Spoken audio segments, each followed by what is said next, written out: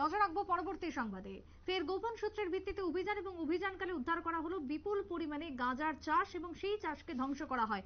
Police এবং তার সাথে টিএসআর বাহিনীর যৌথ অভিযান। মেলাঘর থানার ওসি দেবাশিস সাহার নেতৃত্বে চলে আজকে এই অভিযানকালে প্রায় 30 থেকে 32,000 গাঁজা গাছ ধ্বংস বলে জানিয়েছেন পুলিশ অফিসার। কি বক্তব্য উঠে এসেছে ওসির, শুনুন।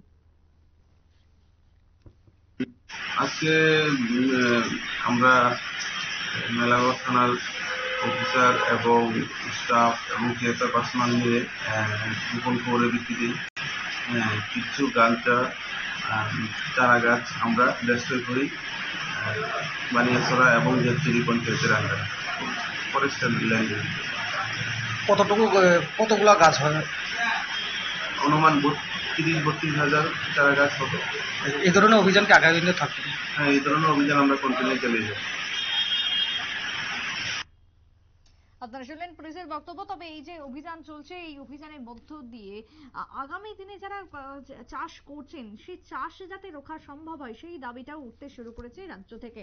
কারণ রাজ্যে বর্তমানে নেশার এক প্রকার বাড়ন্ত, আর এই নেশাকে কমাতে গেলে নেশার চাষ আটকাতে হবে সব থেকে আগে। তবে এই নেশা থেকে মুক্ত হবে ত্রিপুরা, এবং এক ত্রিপুরা শ্রেষ্ঠ ত্রিপুরার যে স্বপ্ন রয়েছে তা বাস্তবে পরিণত হবে, এমনটাই দাবি রাজ্যবাসীর। ছোট্ট বিরতির পর ফিরে আসবো, সঙ্গে থাকুন।